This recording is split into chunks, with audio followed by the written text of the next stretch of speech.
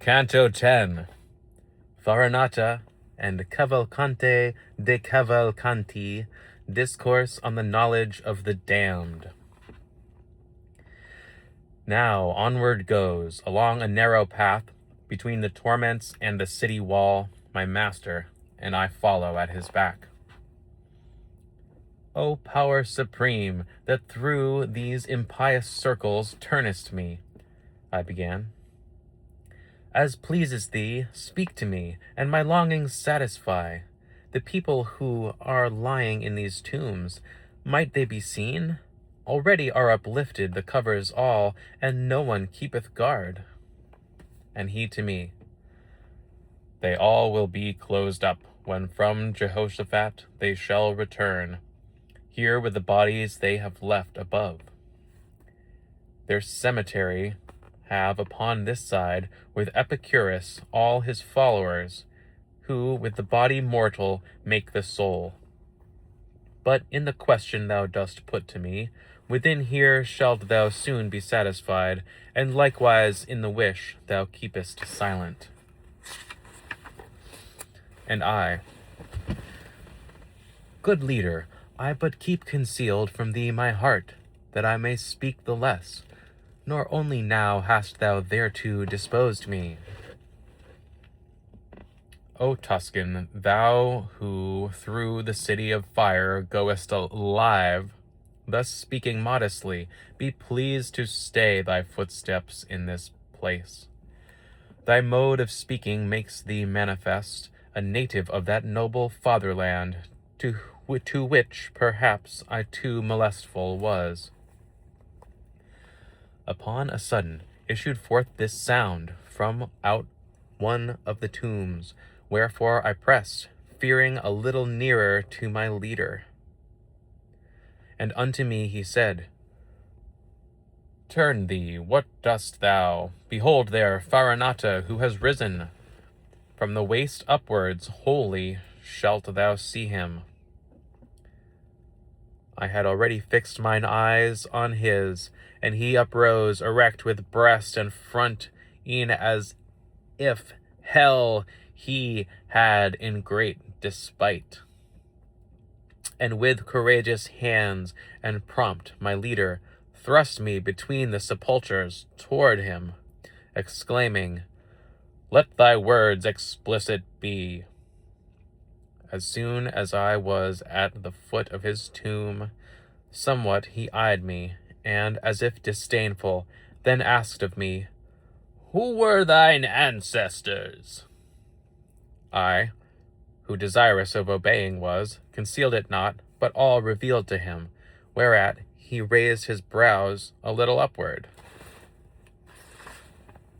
Then he said, Fiercely adverse have they been to me, and to my fathers, and my party, so that 2 several times I scattered them. If they were banished, they returned on all sides, I answered him, the first time and the second, but yours have not acquired that art aright. Then there uprose upon the sight, uncovered, down to the chin, a shadow at his side. I think that he had risen on his knees. Round me he gazed, as if solicitude he had to see if someone else were with me. But after his suspicion was all spent, weeping, he said to me, If through this blind prison thou goest by loftiness of genius, where is my son, and why is he not with thee? And I to him, I come not of myself. He who is waiting yonder leads me here, whom in disdain perhaps your Guido had. His language and the mode of punishment already unto me had read his name. On that account my answer was so full. Upstarting suddenly, he cried out, How saidst thou he had? Is he not still alive? Does not the sweet light strike upon his eyes? When he became aware of some delay, which I before my answer made, supine he fell again, and forth appeared no more. But the other, magnanimous, at whose desire I had remained, did not his aspect change, neither his neck he moved, nor bent his side.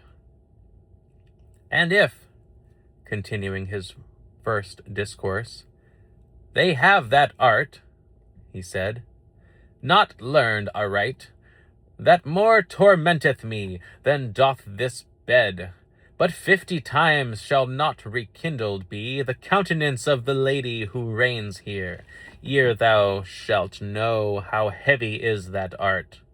And as thou wouldst to the sweet world return, say why that people is so pitiless against my race in each one of its laws.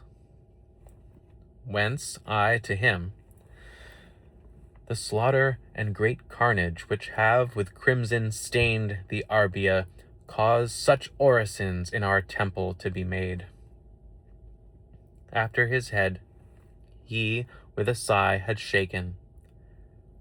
There I was not alone, he said, nor surely without a cause had with the others moved. But there I was alone, where every one consented to the laying waste of Florence, he who defended her with open face. Ah, so hereafter may your seed repose, I him entreated. Solve for me that knot, which has entangled my conceptions here.